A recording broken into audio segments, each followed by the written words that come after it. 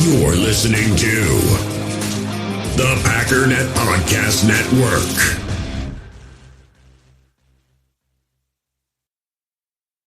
You're a podcast listener, and this is a podcast ad. Reach great listeners like yourself with podcast advertising from Lips and Ads. Choose from hundreds of top podcasts offering host endorsements, or run a reproduced ad like this one across thousands of shows to reach your target audience with Lips and Ads. Go to lipsandads.com now. That's LIBSYN ads.com.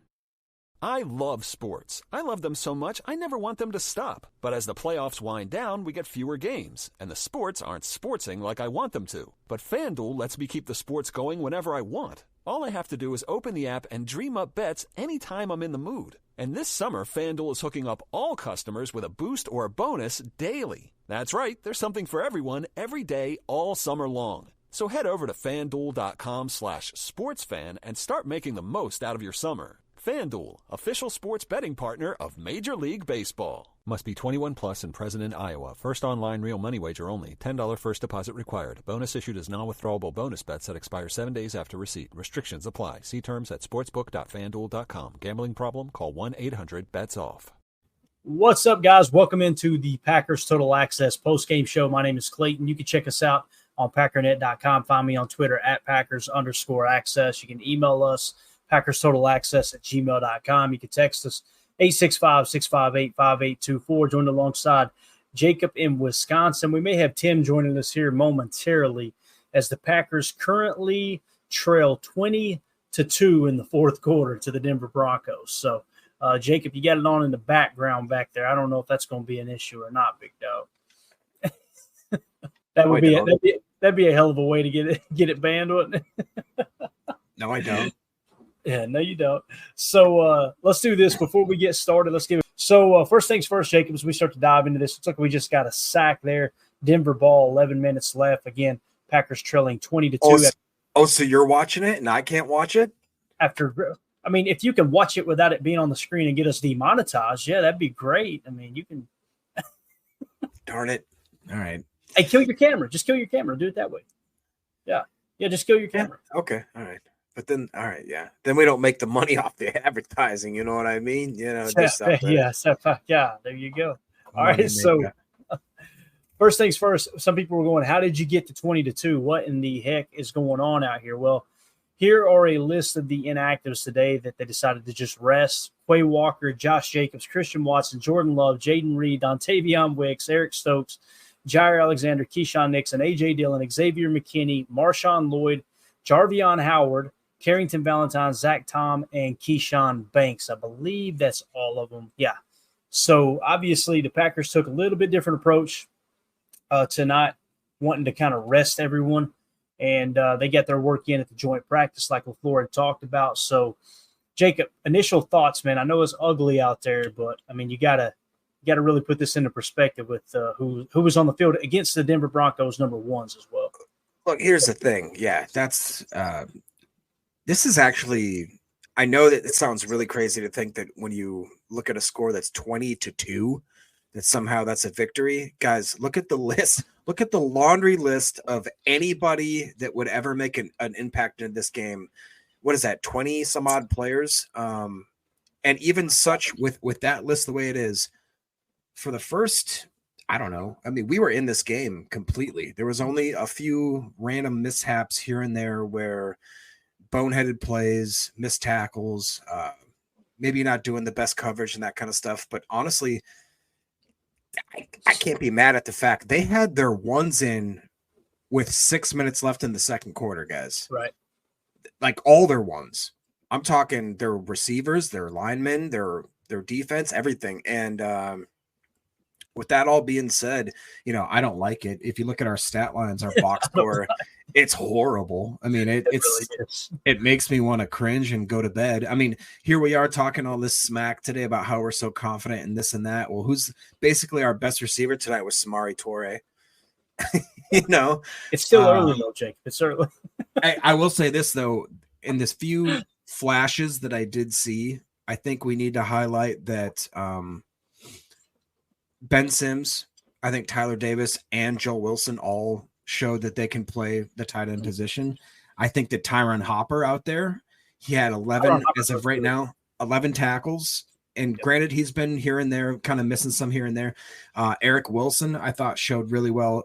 Christian Welch, again, had the flash play and I believe an interception, if I'm not mistaken. That's correct.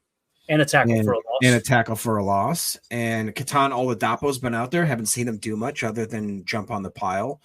But there are a few things. I saw, Jacob Monk at center. That wasn't a great start, obviously, when they fumbled the initial snap. And I won't lie, it looked like Clifford was bobbling it multiple times when he was taking that snap. So that's a little whatever. But and then again, real quick, Raylan Goforth, for the second game in a row, he quietly has the second or third most tackles on this team. I don't know what to think about that. He's kind of in my doghouse, to be honest with you, man. I believe it was, I don't want to misquote here, but I believe it was Raylan Goforth, that got truck sticked by Jared Stidham into the end zone, and Jared Stidham gave him a concussion. Jeez. I was like, please tell me that was a safety. Please tell me that was a safety. When I seen it was a backer, I was like, that's a bad look. But nonetheless, again, though, you're right. He is always around the ball. There's no doubt about it. Well, I'm just more surprised at where they're playing him. They're playing him as if he's right there with guys like Eric Wilson and McDuffie as far as snaps. You know what I'm saying? Let's he's getting. Go ahead. No, he's getting snaps with the like twos, which is I didn't see that. I don't see that in practice, so I'm surprised he's the only player that I've seen jump up and randomly playing with the twos that I never heard that happening in practice. Mm-hmm. Let's kind of jump into some of the headlines that came across Twitter as the game got started. Here was the starting offensive line. Dillard at left tackle, so we got that right. Newman at left guard, Ryan at center, Monk at right guard, and Telford at right tackle. Okay, so that was your starting offensive line. So it's easy to pile on Clifford. And listen, Clifford looked horrible tonight. There's no two ways about it. But that's a rough offensive line there too. And they were blitzing. I don't know if you noticed, Jacob, but they were throwing some exotic blitzes out there, which kind of surprised me a little bit, but I'm glad they did it. And I'm sure that LaFleur was glad they did it too, because it gave them a lot of good looks, like he had mentioned as they went into halftime. So now you were mentioning the linebacker position. It was Hopper and Wilson that started at inside linebacker. So that kind of tells you that, okay, that's your second team inside linebackers, right? So as far as just information overall, if Hopper and Wilson are the basically the Will Backer and the Mike Backer backups, then what does that tell you when you look at the roster here now? Okay, you've got Eric Wilson and Quay Walker is who they've got listed here on the depth chart, okay, and Isaiah McDuffie. Obviously, McDuffie didn't play. The fact that Wilson played tells me McDuffie is ahead of him, most likely, on the depth chart, okay? And then you got Tyron Hopper next. Obviously, Ezra Cooper is hurt, so it kind of feels like it is Quay Walker, Eric Wilson, Isaiah McDuffie, Tyron Hopper, then everyone else, and, of course, Ezra Cooper injured right now. Does that make sense? Yeah, that makes sense. I mean, okay. Yeah, so for sure. Just wanted to mention that's who started there. Go ahead. No, I mean, I just was going to say that I didn't realize, I guess, that there was such a mix-up maybe there at linebacker, because I just didn't expect to see Hopper just jump in. So Cooper did not play. Is that correct? That's correct. Yeah, he's still banged up, I believe. I think maybe we read into a lot more of who didn't play tonight as one of those kind of things. Like, I was really surprised. Were you that Dylan didn't play? They didn't even. That was the big one, Jacob, for me. It was like, what, dude? They're basically saying, no, Dylan's our number 2 back. That's what they're saying. And then also, so they didn't want to let Cooper play, right? He didn't play, if I'm not mistaken. Right. So I don't know what to think, dude. Oh, and by the way, can I just say one thing? The Denver, through and through, their announcing crew, like their graphics, that was booty cheeks, dude. It was dark, so bad. They didn't not only get, when they put their graphics up, they had the players, their positions wrong. They had their numbers wrong. They had Clifford at number 15. They had the highlighted spot players of the game or whatever was Ford on the defense as our D tackle, and it was Brenton Cox, and then I believe it was just three players where you're like, if you know anything about our defense, that's not who the spotlight is. Like they didn't even try. They didn't even try to go. Couldn't pronounce our names. They had the graphic. Even at one point, they had it a clear like 3rd and 7 was listed on the field as a 3rd and 1. They even had the yellow line there. Like everybody was playing preseason football in Denver today. They were not. Like the announcers were so bad. I mean, they were just not good, man. They were so over the line.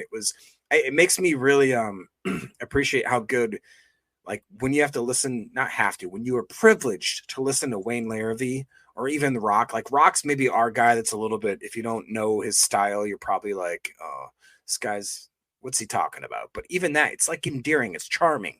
These guys were just, ugh, it was garbage. Yeah, they had, was it Steve Levy, who's been with ESPN forever. I don't know if he's still there with the way they've been doing cuts, but it reminded me of the Cleveland broadcast last week, man. It was just, and it was very, very much so like, listen, I'm all about homerism. I love it. I love it when you got homer announcers, especially for the Packers. Theirs are like annoying. It was just like, it was. They were over the top on everything. Maybe I'm biased. I don't know, but kind of feels like when we've got, John Kuhn and the crew calling the game. Was it Kenny Albert? Is that who it is? Am I thinking right? Yeah. They seem to know football. These guys were just, let's brag on Denver every chance we get, and whether it's warranted or not. But you're going to get that, I guess. Like you said, it's preseason for everybody.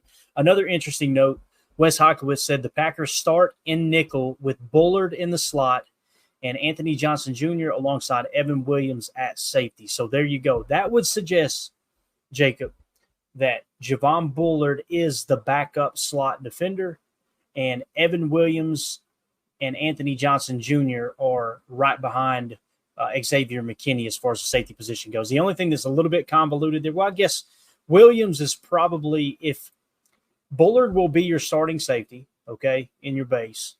Everything that we said this whole time, it kind of holds true. Does that make sense? Like it feels like Evan Williams is a little bit ahead of Anthony Johnson Jr., and that's a good thing because they've got AJJ playing free safety or on the right side, and that's where Xavier McKinney was. So it kind of feels like we hit that one when talking about it in the past. We were wondering, would Kalen King be the backup nickel? Would Corey Ballantyne? It looks like they are very, very serious about Javon Bullard being the backup nickel there, at least based off of that tonight. And again, he wasn't in very long at all because then King came in. It's Wes Hocklewitz tweeted out. Looks like Bullard is done. Kalen King is in the slot, is the slot in the nickel at that point. So it sounds like it goes Keyshawn Nixon, Javon Bullard, Kalen King as far as that nickel slot corner. Okay. And then Javon Bullard in the base will be your strong safety. So what do you think about that? Pretty much on par with what we were expecting, right? Yeah, I think that's fair to say. I do also think that it's telling the fact that I remember seeing Bullard I don't remember where he was started, whether or not he was in the slot or if he was in the safety position, but he did come up and made a really good diving tackle play. I'd call it a meat missile play. That's just how I do it. But it was one of those things where he was very aggressive, shot the gap, got the guy down. It was another kind of shoestrings type of tackle, and he seemed very aggressive. I saw Williams also on the field, but I didn't remember seeing them for more than maybe a series or two. So that should be, I think, indicative of the fact that like they really thought, I really do think that one of those guys is going to be opposite of McKinney, and the other one, like we just talked about, is going to be that slot / tweener. And depending on how the season progresses, I could see any one of those two. I think Evan Williams is the truth, man. I really do. I just think that he is really good, and I really do think that Bullard he might be better than Williams because he's multi-versatile, where I think you could plug and play him in different positions. I think Bullard's so good, you could play him at like outside boundary corner or something crazy like that. I really do. He seems like he's that good at just being a football player. But I thought that in general, the team obviously played like, if you look at it on paper, it looks like booty cheeks, but really think about this. We had our 2s and 3s. We had no ones, like literally no ones, literally No one's playing against their pretty much starting squad until about 6 minutes into the second quarter. And they got, at that point, it was like 10-0, I think 17-0 tops maybe. So, and I don't know, man. It felt like we did not, it made me mad. If I would have left my mic on, yeah, it would have been bad. It would have been good. You know, we would have lost some followers, maybe picked up some others in certain regions, not good ones. but you said pick up some others or mothers? Some others, maybe some others though, depending on. All right, I'll just check. You know what I'm saying? But no, I somewhere I Justin just laughed. Justin's listening to the pod right now. Yeah, Monday morning, he just laughed. Go ahead. I saw Ola Home Depot out there today, and I honestly was very unimpressed. He looked like he was chasing a tackle. He was the guy that was jumping on the pile. I never saw him make a play. I never saw him be explosive, and that's to be expected. We always talk about you can't make the club in the tub. And, look right here, right on time. David Colvin says, "Hey, Ola Home Depot can open field tackle." He just made a tackle right as you said that, Jake. Did I? Good. 5 minutes left, 3rd and goal for Zach Wilson and the Broncos as they're driving. They busted coverage. There was someone running butt naked through the trailer park down the seam just a second ago. So let's see, got pressure in his face. It was a screen, man. That was another touchdown, Broncos. They just scored a touchdown. The big thing that I noticed, it's early, very vanilla defense, but you could see the one gap effect. Now, starters will play it much better. There's a couple screen passes tonight. Everybody they were focused on that one gap, get upfield. Oh, hark, they're running a screen pass. Again, there's pros and cons to each of the defenses, the one we just watched the last 3 years and the one that we're stepping into. There's pros and cons in both. It's how well can they coach them up and get them to execute. That's going to be the big thing. Now, again, it's not a good look when you're losing 27-2 in the preseason, right? But for me, let's get this out of the way. I hope Matt LaFleur absolutely chews their ass. I hope he gets it, because the reality is this is your depth. We're supposed to be a deep team, right? And this didn't look like a deep team tonight. I'm with you, Jacob, on the starters not playing. I really am. The positives for me, though, Brenton Cox Jr., I thought looked good. I think he's pretty much locked up that number 5 defensive end. The other thing, too, Tyron Hopper looks like he can play ball. I think that was very positive. And, again, we didn't get to see the starters any at all, really. And really some of the 1B guys you didn't even get to see very, very long, like Javon. That's what's weird. I don't honestly do. What do you think about that decision? What's that? I said, what do you think about that decision? Just to not see basically any of your 1B guys, any of your 2A guys, really. Me personally, man, I'm old school. I love the old days where it was the first game of the preseason. This is back when you have 4 preseason games. First game, play your starters a quarter. Second game, play your starters a quarter. Third game, play them a full half and 1 series into the third quarter, and then don't play them the fourth quarter and let your camp battles take place. That's the way I like. Now, with 3 games, it would be the equivalent to, play your starters a quarter in the first game. Second game, have them play a half plus a drive, and then sit them the third. I don't like it, man. I just don't. And again, I understand. I completely understand with where LaFleur's coming from. And here's the thing that you've always got to mention too, Jake. If they did that and somebody got hurt, we would all be going, what the hell? Why are they playing these guys? Yeah. Right. It just goes without saying, but right. It is what it is, man. So let's do this. Let's see. There's something else I wanted to hit on here real quick. If you want to try to start marking chats, if you guys want to fire questions, comments, all that good stuff. The other thing I wanted to hit on, Travis Glover came in at right tackle after the quote-unquote starters came off the field tonight. So it looked like it was, again, was it Telford? Was that who it was? I believe yeah, so Telford at right tackle seems to be the backup right tackle behind Tom. And then after him, it seems to be Travis Glover. So that was kind of interesting. That caught me off guard a little bit. And again, it may not mean anything, but at the same time, I don't know, it's worth noting, I guess. So let's see. Go ahead, man. I'm sorry. No, this is one that I highlighted earlier, and it did make a lot of sense because Eric Southern was talking about Melton is falling behind, backup O-line stinks, Hopper looks king, not so good, and Clifford and Pratt didn't help themselves. Basically, the whole thing with Melton, though, is my point of that comment was that, like, Melton, again, seemingly looked like he's having a struggling type of day, but I don't know, man. It just, I'm not going to blame the coaches for not putting them in positions, but I sent you guys a text in the group chat. You guys know I'm a crazy psycho. So as it's going like the first 3 or 4 drives, I'm sending up like text messages to these guys. I've learned that they don't respond, so I just send them out anyways. I'm basically the Omer of our group chat. I just start sending out some messages, and I don't care if anybody reads them. I just need to say some stuff. And a lot of them was just kind of saying, like, I don't feel like the coaches are giving these guys any chance to highlight what or not they can do for the team. Like, we're running up the gut on 3rd and long. Like, we're running.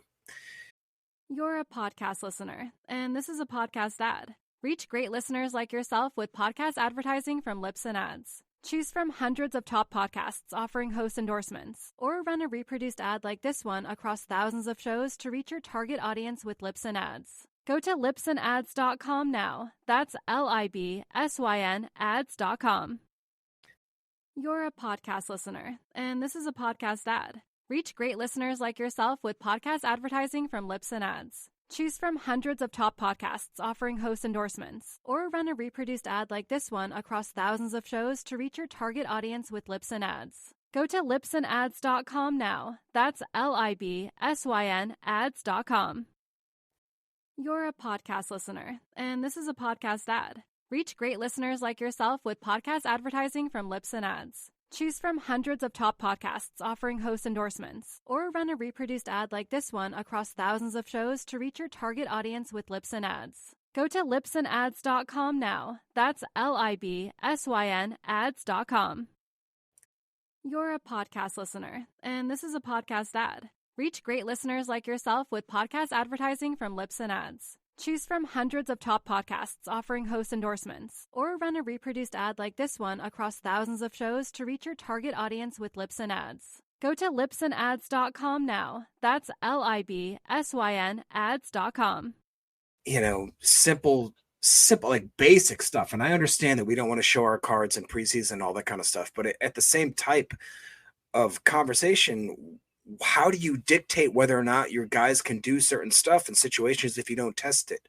I just feel like the Packers have been way too vanilla to the point where it's going to hurt certain guys on the bubble that could make the team if they could show what they could do in certain situations. I was just about to mention Grant DeBosa's 2 drops, and I look over on the screen. He made an awesome punt team tackle.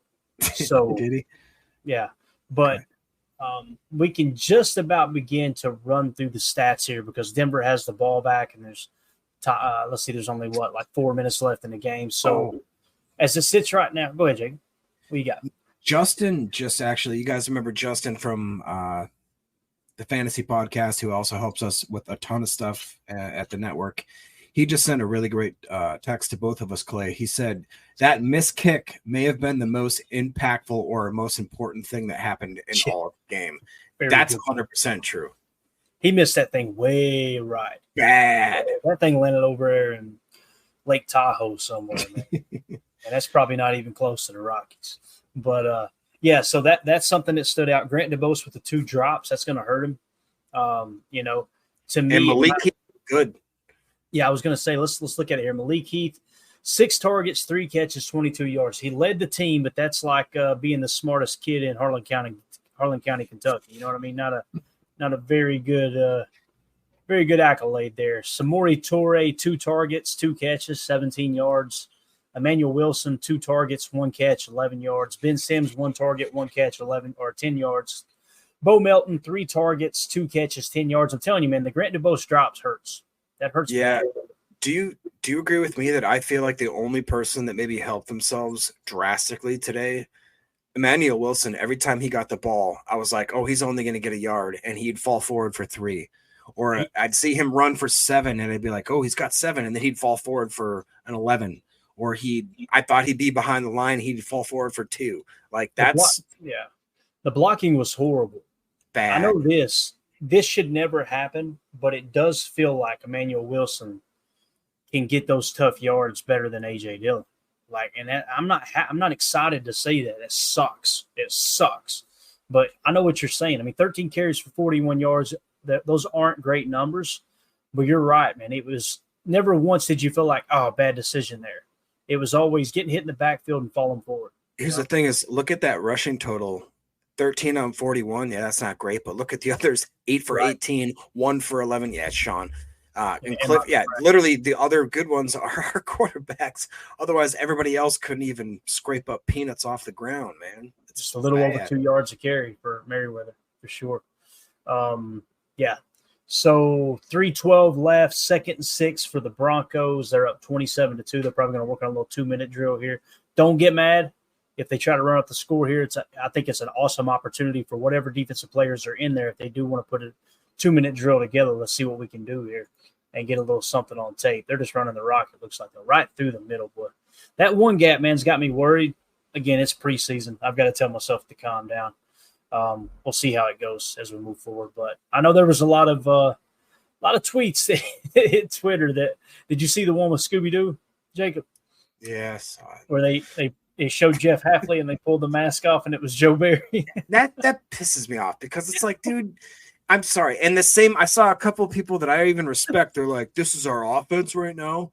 It's like, dude, that's not the point of what we're doing right here. But I will say there's a fine line between just being like 22 ISO on the left on 3. And I feel like that's what people are doing, or that's what the Packers are doing right now. And the critics are asking him to be like, hey man, drop the freaking annex at Puerto Rico and show it in preseason. Do you know what I mean? It's somewhere in the middle, bro. You can't just be like, I want a quarterback sneak left, or it's hook and lateral on it, somewhere in between. I do think though that like that was my criticism, is I don't feel like LaFleur, or actually no, it was Stenovich, right? Isn't Stenovich calling the plays? Yeah, he said he was going to let Steno and maybe some others call plays too. But I'm pretty sure. Well, this is per Denver, an analyst, so take that with a big old grain of salt, because these guys just they suck so hard they could suck a golf ball through a garden hose. I'll just say that they were so bad. I'm just saying they were so bad. I'm just. All right. Let's hit the chat. Ron Sample said Hopper looked pretty good. I agree. That was one of the positives for me. We got Tim back in here. We'll see if he can get his mic to work here in a second. So Tyron Hopper led the team with 11 tackles. Again, I think Tyron Hopper looked pretty solid tonight. Excited to see what he does moving forward here. Eric Sutherland says Melton is falling behind. Backup O-line stinks. Hopper looks good. Looks King not so good. I think he was trying to say Hopper looks good. I read that one earlier. I did the same thing you did. It didn't make sense, but we've both been drinking, and that's what that is. No, Eric's been drinking. Okay, got it. I agree with Kalen King. He looked like he played. He didn't play under control. You know what I mean? He was just constantly missing. There was one play where he missed the tackle twice. That was interesting. I haven't seen that many times in my fandom. But, yeah, I think I agree with everything that Eric said here. And Clifford and Pratt didn't help themselves. Yeah, that's you. Like, if you just say, Clayton, what's the worst thing that could happen in this game outside of injuries? It would be that neither of these quarterbacks take a step forward. That's what happened tonight. So, Tim, got him in here now. Tim, what's your initial thoughts? Wow, I guess I'm not as negative as everyone else is. Wow. Are we all upset? I mean, it's preseason. The final score doesn't really matter. There were some issues. I'll tell you what, they played disciplined football. I saw about 10,000 penalties on the Broncos and not too many penalties on the Packers. So I don't know why everyone's so upset. I saw some Brenton Cox in some people's faces today. I saw Cox in your face. I saw a lot of good things today, so I'm choosing to focus on the positive of this game. I can't tell if he's being sarcastic or not. No, I'm being dead serious. I'm not being sarcastic at all. I'm looking at 80 yards passing, and I'm going, that's – yeah. Oh, yeah. Dumpster fire on offense. Yeah. But, shining light is Emmanuel Wilson. Got 10,000 carries like I predicted. And I think all things considered, he looked pretty good today. And I think he made a case for himself. We dogged Samari Toure before the game, and he was probably like one of the few receivers that showed up for us today. He did way better than Dubose did. I know that. Yeah. And hey, this is part of what happens when, you're building a championship team and you want to make these mistakes and have these kind of these stumbles and dumpster fire of a game type of situations. You want to do this now. We don't want to do this a couple months from now. We want to do this right now. And we had 2s and 3s and 4s against 1s and 2s all day. And it's important that we remember that and realize that this is a part of the process. Evaluation is paramount. Like, this is not about this game. And it's about what we saw from these players. But I will certainly agree, as I jumped in, Michael Pratt and Sean Clifford did not it's basically a wash today, boys and girls. Like, I don't know what we really saw from our two quarterbacks, but there were some bright spots in this game for sure. Kalen King just came up and brung the lumber on an outside run. That was nice to see. Here we go again. Another outside run. 48 in there to make a tackle. I'm not sure who 48 is right offhand, but great job blowing that up. So they are going to punt here with 1 minute left. Let's see. There were some other comments in here. Texas Badger, pathetic all week from this team. I don't care if it is preseason. Why even make the trip if you're going to half-ass it? Bunch of guys trying out for the practice squad. All right. Appreciate it, buddy. Dalvin Colvin says, yes, Clayton Wilson showed today he get those tough yards, talking about Emmanuel Wilson. I agree. Another Wilson, too. I felt like there were several plays where Eric Wilson in there on a run stop looked good. Sticking his head in there, sticking his nose in there and making a play. Can we talk about Mr. Welsh today also? The linebacker play from 54? Yeah, we did. Yep. I'll tell you what, I want to shake that man's hand and tell him it's fun to watch him play football because that guy's got one gear and it's fifth with pedal to the metal. And it's fun to watch him play and try and make this team. It really is. So that's going to be your final level. I don't know. Somebody called a timeout. Matt did not look happy. Christian Welch, 6 total tackles, 1 for a loss. He also had an interception, right? He got that tipped interception. And who was it that tipped the pass? Do you remember, Jacob? I had it on my notes. I don't remember who tipped it, but that was a great play. Was it Goforth? Aaron Mosby. Oh, it was Mosby. I was going to say, dude, Mosby also, and who is the guy? Zach Morton? Is that the dude that had the diving safety? Yep. Oh, I'm just saying. This is what I'm talking about. Flashes of positivity in this game when you're evaluating this team, especially from a defensive side of the ball. And the thing with Welsh, after that ball was tipped, he wasn't even looking. He kind of got his head around and then he saw it and he just snatched it out of the air. It was a beautiful play. There were some bright spots in this tragic game today. There really were. Hey, it's Tim. The chat sees you here. CGN says, "Way to go, Tim. The positivity side is beautiful." It's beautiful. Let's go. Look at you. I know when we got that safety and they said the guy's name, I said, "Who?" I didn't even know the guy was on the roster. What was his name again? Who was it? Mosby. No, the safety. No. Zach Morton. Zach Morton. Oh, okay. Morton. Yeah. All right. Exactly. Zach that Moore, drop again, Clayton. Exactly. Hey, and honestly though, like we should be a little bit like so Denver, everybody thinks that they're kind of a crappy team, which in many ways they were because of the offensive struggles and all that kind of stuff, but they are stacked at the defensive end. We thought we were stacked. Those guys have an absolute unit at their defensive end. Like they are if you want to call them ends / edge rushers, they have some absolute freaks over there and they played really good football.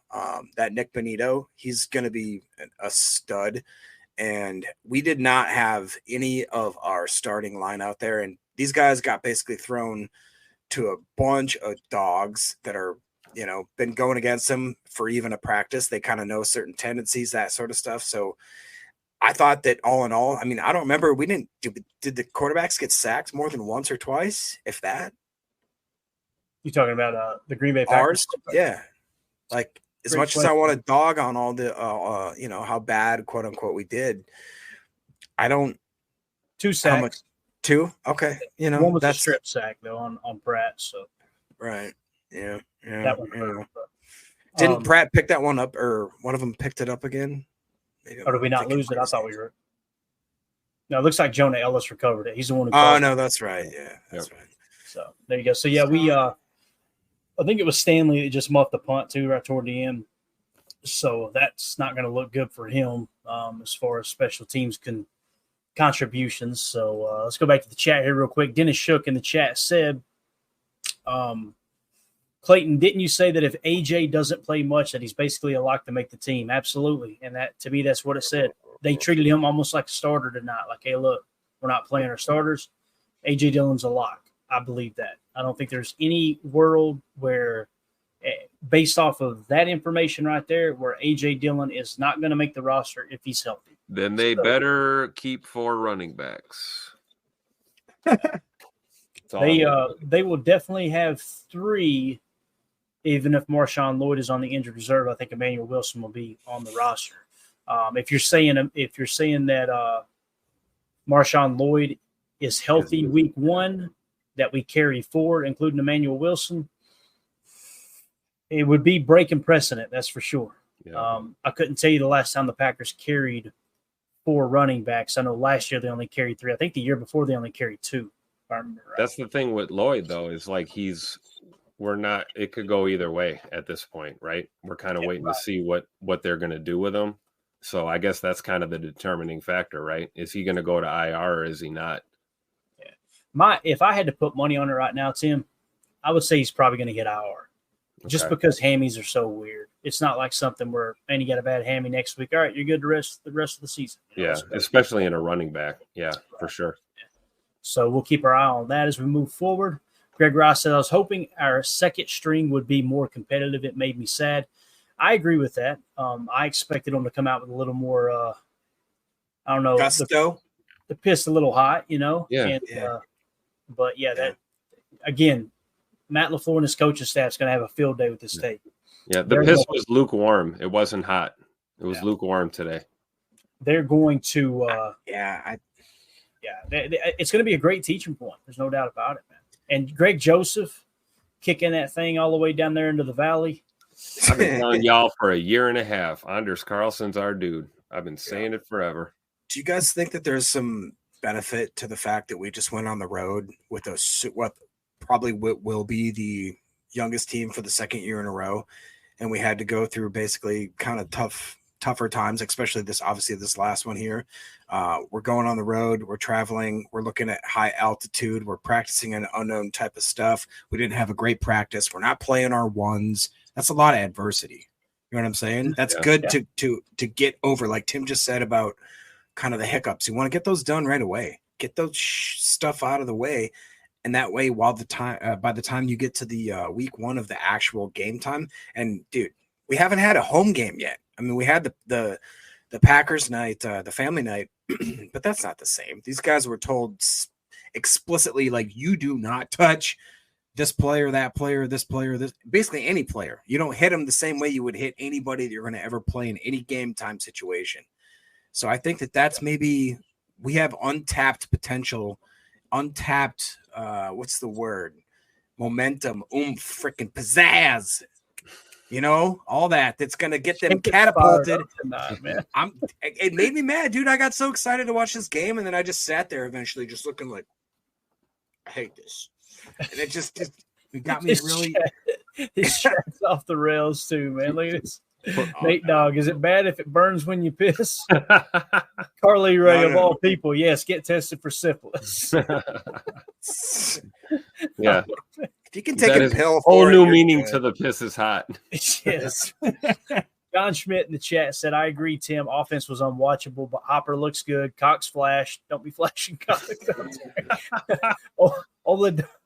Oladapo had some solid tackles. Oh, God. It is so late.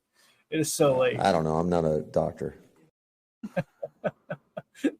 All right. Over in the chat, Wilson had every chance tonight and did not seize the moment for sure. I don't know what you're talking about. I'm Bad assuming take. Wilson. So Bad that's a take, bad Omer. He's eating his eggs right now too. It's probably morning time over there. You better take some penicillin for that take because it burns. You need an espresso. Have an espresso shot. Nico in the chat I said love this is you. a good starter rest game. I would expect the starters to play a couple quarters in the last preseason game.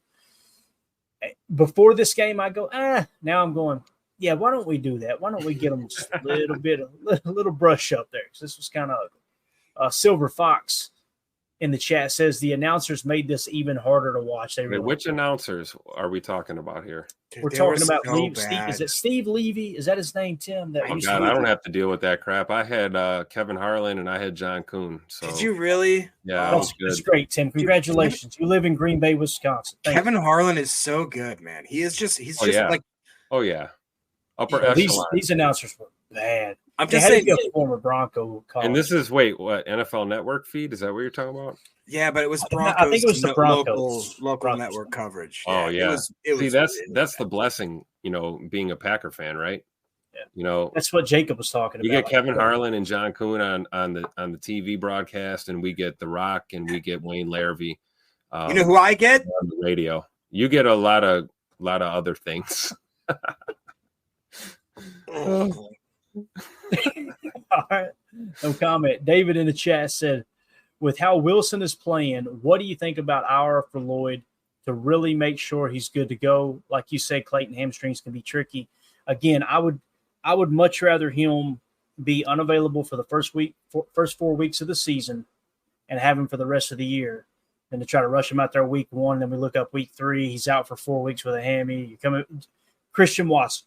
Exactly what happened to Christian Watson. Right. So that's Great the thing. So Omer in the chat says, can't wait to hear Matt's presser after this one. Hey, man, I didn't even think about that. We need to check that out. You guys hit on something else real quick, and I'll comb through and see if I can find it. No. The only reason I rolled my eyes is because if you guys, anybody, I think Ron or there's maybe a couple people that live near where I do. Paul Allen is the local Vikings radio announcer. He is, without a doubt, the worst, the absolute, and I mean worst. I mean, he is so bad. It's like bad. Even local, like He's not good. He's not good. This isn't Detroit, man. This is a Super Bowl. Remember when Favre threw that pick? I'm just telling you. That's what everyone tells me in Minneapolis. All right, that's all I mean to say. It was like it's so bad that the local news will be like, "Oh, Paul had it again." It's such a joke that it's so horrible. Here we go. Tool for this. That's the guy. Pressure. I know Tool for this is near where I live. He goes, Paul Allen is terrible, but these guys were worse. And wow. That's So they were worse. Dumpster fire. Wow. It was bad, Yes. man. If they're worse than that guy, holy cow. Left a bad taste in my mouth. Paul Allen is known for he'll be like, and who was it? Adrian Peterson runs forward for a loss of 1. And that's what he would emphasize the dumbest crap in the world. And the best part of my life when I ever watched the end, it was when the Vikings played the Cardinals in a while. You're an amazing person. You know that, don't you? I think if I'm wrong in the chat, guys, but I think it was when the Vikings were playing the Cardinals, and whether or not the Cardinals won or the Vikings won, depending on whether or not the Packers would make the playoffs, the Vikings actually, I think it was Larry Fitzgerald, caught a pass in the corner of the end zone, and what's his freaking dumb face Paul Allen's like, there's a pass in the back of the end zone, and it's over. It's over. The Vikings lost. The Cardinals are going into the playoffs, and the Vikings lost. It's over. Our season's over. Yeah, he not only rambled, but he rumbled and stumbled. He would cut them down to their just soul. I don't know how he has a job. I don't know. I'm not a doctor. On the ticker, Tim. I don't know how he has a job. PTA Jake. So bad. All right. Anything else we want to hit on here, fellas? We covered everything. You want to talk about the Packers for a little bit? I'd rather not. I'm just telling you. It's just one of those nights, right, guys? What are you going to do? Hey, how about Monk at center? Let's talk about that. I synced it. Yeah, hit it. I mean, I thought he looked all right. Other than, again, the first snap that fumbled. But I felt like that was more of a Clifford thing where the exchange just didn't look good. Nova says all three of you deserve a hazard pay for this. Thanks, Noble. We appreciate that, man. I love it. Means a lot. Yeah, Daniel Whelan did look good, and I'm not joking. That son of a gun was booming some kicks, and his hang time. Have we seen a moment when he hasn't looked good? That's a great point. I can't think of one time where it's like, oh, come on, Whelan. Right. And like I said, what he brings to the table, like, he can boom it, he can hold it, and I'm willing to bet in a pinch if we need to do a little razzle dazzle, he could probably throw it. I really like him. I'm thinking we let him snap it to himself. He holds it, and then he kicks it, dude. We just freed up 3 roster spots. Jacob with his value basket. No, I'm just saying. General, Daniel Whelan is just sitting there at Ross. Building techniques. $9.99 value basket. Real quick. Jeff Zilke must live in the area because that was just again to premise Paul Allen. After he goes no on air live. He literally cried. It was so good. Yeah, Daniel Whelan, 4 punts, 219 yards, 2 touchbacks, 2 inside the 20, and a long of 59. Somebody said, it was a 60 yards. Actually, according to the box score, you may be correct there, Omer. It's showing 59, but what's a yard amongst friends, right? This right here just cracked me up. United Bates. We need to find a young fella named Joe Barry to hire as an intern with the agreement that we are going to fire him after a bad game so we can feel better. So there you go. That brings new meaning to the one-day contract, right? The old. All right, we got Carly joining the show now. Carly, how are you doing? Whoa. Wait, what? We have a black screen. We don't have Carly Ray. All right, she's on standby. We'll give her a second. Maybe she isn't ready. So, I agree. We need to hire a young intern named Joe Barry. I think she's ready now. We'll give her a second to get settled in there. We'll get her take, then we'll wrap this thing up, man. I'll tell you, 6 o'clock comes early. Carly, how you doing? Hey, I'm all right. Sorry, my Bluetooth was getting finicky, so I forgot my earbuds in. That's all right. What'd you think of the game? How you doing this evening? I was really glad when Tim came in and gave his rational, unemotional side of things. Like, hey, this isn't the purpose of the game. Well, no, but it's true because I overall was pretty positive because I was like, wait, these are not our good players. These are not our first string. Yes, I'm a little worried about depth, but so it leads me to an actual real football question, if I may, Clayton. Yeah, absolutely. How do you evaluate, it's such a team sport that I don't understand how you evaluate how good one player is at any particular position when all the other players around him might be screwing up. Wouldn't that be almost impossible? It makes it tough. There's no doubt about it. That's why they like the joint practices so much, because they can get everybody in there that they want in there. They can get the specific down and distance situation, where they're at on the field, everything put into place to get those what they call perfect reps, right? In a preseason game, it's like shooting craps. It really is. It's tough because we're sitting here dogging the quarterbacks, right? Michael Pratt, 10 of 16 for 52 yards. Sean Clifford, 6 for 10, 43 yards and an interception. But the reality is they were playing behind a bunch of backups, then third stringers. There was pressure in their face pretty much all night long, So it is hard to truly evaluate them. And as a coach, I think you just got to take all that into consideration, I don't know. How do you guys feel about that, Jacob? I agree with that 100%. I mean, we got the all 22s, right? We got, a million staffers in each position room. They're looking at every player, every snap, every angle.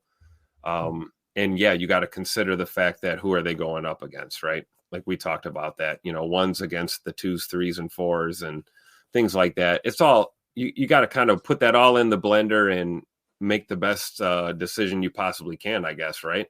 I mean, it's tough because it is a team sport. You got 22 guys on the field banging heads on every play. It's a challenge, and that's why these staffs are constructed the way they are, honestly. Yeah. What's crazy to me is I just realized, you can't just look at it in a certain lens. To me, you'd have to look at it as if all right, we didn't start this many players. That means that we at least give them a certain category of their quote unquote starters or guys that we see on the bubble. And then we're going to let a certain amount of players play. And we want to see how they're playing within the system. But the system that we're letting them play in is super vanilla. And we're not really letting them do exactly what we want to show them what we want to do. And then there's another aspect of just like, hey, fill in whatever the heck we got to fill. And so to us just sitting there on our chairs eating the popcorns and all that and being like, screaming at our televisions in our garages at 9 o'clock on a Sunday night. Yeah. And I'm that guy. I'm so guilty. But what I like to do is self-reflect, take a moment, take a step back and say, maybe I wasn't that correct there, but it was I think there were certain things. And what also I think we should think about is maybe we just saw them not starting their starters, which obviously they didn't, but maybe they had a certain amount of positional lineups and snaps that they were watching. So maybe we're not willing to see that right now, but maybe there was they were watching Christian Welch. Maybe they were watching Cox. Maybe they were watching King. Maybe they were watching Oladapo, and they really had a specific amount of stuff dialed up for what they could do specifically for their offense/defense/special teams. We don't know that. And I saw a lot of stuff where I was like, man, that looks so vanilla. So I hope they had more of a game plan than just running through the motions, but who knows? Yeah. I got you, man. Carly was trying to hop back on. I think she's having some issues there. We're getting ready to wrap this thing up anyway. We're at the 50-minute mark. We'll go ahead and get some parting thoughts here. It was good to get in here and get a good laugh. I do agree with the chat. Many people in the chat are saying they're worried about the offensive line depth. That has been the worry all preseason long. If you have one injury, this kind of throws a wrench in everything on the offensive line. I think that they do see Dillard as that backup left tackle. That's pretty obvious now. At right tackle, it seems like Kadeem Telford might be in the lead for the backup right tackle spot. It sounds like Sean Ryan is going to be your swing guy there on the interior from the center position to both guards. Jacob Monk might not quite be ready yet, but I think he'll probably make the roster. So the big thing is you're one injury away from having a rough go at it on offensive line, especially at the tackle position. So there's still a lot of time left, though. We can sign us a journeyman here in free agency. We can, make some moves, see who's out there, and try and put something together if, depth is a concern, because you're right. Guys like Jordan Morgan are definitely long-term projects, right? That's why they're brought in here, and we got to build these guys up into good pros, and it's going to take some time. So nobody panic. Everything's under control. We'll be okay. Promise. So again, what this starting offensive line tells me is Dillard is your backup left tackle. Newman is your backup left guard. Sean Ryan is the backup center as it sits right now. I think it would probably be Sean Ryan over Newman and Monk. If he wasn't in the lineup already, he would be probably playing backup guard, the number 2 guard. And Kadeem Telford seems to be your backup right tackle as it sits right now. This one kind of caught me off guard a little bit when they brought Travis Glover in after that rotation at right tackle. So that might be the guy that makes the roster as your backup swing tackle.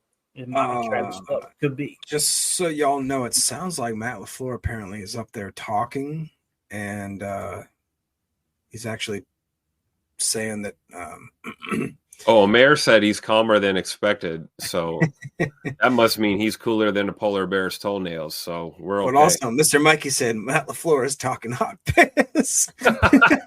Well, let's see. Wait, we got to see it. He's talking what? LaFleur, or is it Matt LaFleur tonight? We got to see. I don't know. Apparently he's live right now chatting, so and we'll just have to play it that way. But I think you really lose the advantage of the field position that you. How the hell can we put a man on the moon supposedly and not have a microphone to hear the damn head coach? Can somebody please help me with this? And better lighting, please. We can't hear the questions either.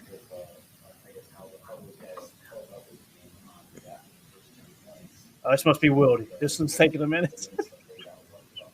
You're special. Yeah, I thought again, I thought our defense competed much harder in the second half, and we just didn't have as many busts. There were still a couple out there early on. We had some some busts. And we had some situations where we had their offense in 3rd and long and gave up big completions. So that's an area that we got to get better at.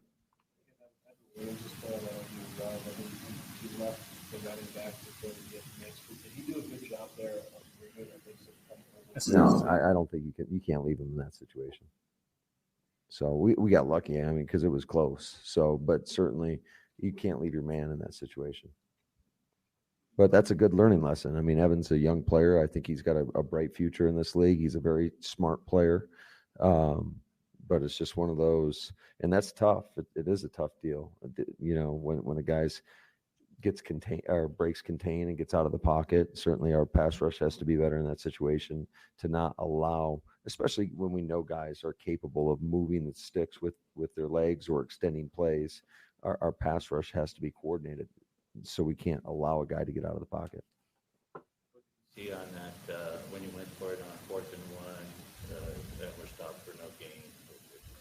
Yeah, I didn't see a whole lot of movement up front. So, and credit to them. I mean, they played with, obviously, they executed better. I think everybody in the stadium probably knew we were going to try to run the ball, and we weren't able to get a half yard. Yeah, I can't do it. I'm going to pull my hair out, Tim.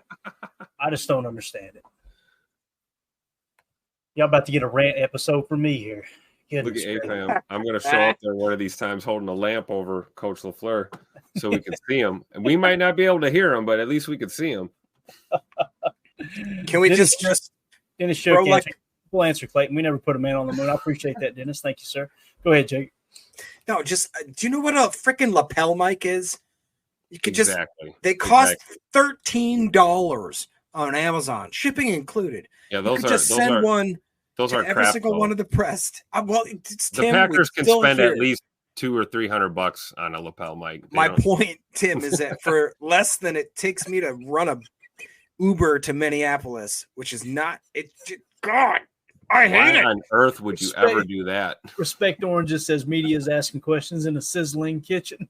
Out there at the Waffle House, bro. We're back here at a barbecue at the God, so bad. So bad. All right. I'm out of here. I ain't even saying bye. Good night. All right. Matt LaPel. It's all for us. All right. Anything else you guys want to hit on here, fellas? Anything at all? Older ladies. Yeah. Wow. No, I didn't hear it. What did he do, Tim? You're an amazing person. You know that, don't you? Am I going to have to edit? He earned another Rich Bisaccia drop for sure. Do I need to edit it or not, Tim? That's what I No. It's PG-13. It's okay. Only you, him, and I will get it. Anyone with an AARP will get it. I completely understand. Completely understand. All right, that's it. We are. Carly, you're correct. We're off the rails. I'm in here wondering why I'm up after midnight for no reason at all, other than to hear Jacob make inappropriate jokes. So, Tim, anything? You good? Yeah. If you're still watching, hopefully you'll see us again sometime. Probably not. As Greg Rice says, this game was like this show. It sucked. All right. Oh, we're going to give him some. All right, Jacob, you got anything else? No. It doesn't matter anymore. All right, we're out of here. So everybody, we'll see y'all tomorrow, 7 p.m. Central Time. We will continue to talk about this dumpster fire. And I will a possum in a dumpster. There you go. The schedule coming up here. It looks like no open practice tomorrow. There will be an open practice on Tuesday, 10:30 a.m. Lambeau time. Then there'll be no open practice on the 21st. Then they're going to have a joint practice over there at Ray Nitschke Field. So that'd be an exciting one to go to. Tim, you going to try to make it out there for that, man? I'm going to be there for both of them this week, hopefully. And I will be at the game on Saturday to watch a possible Super Bowl preview in the making. So should be fun. I like it. All right.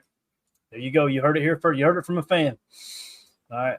Quit putting Uncle Eric's comments up on the screen, Jacob. What are you doing? I'm trying to get everybody in real quick before we get out of here, all right?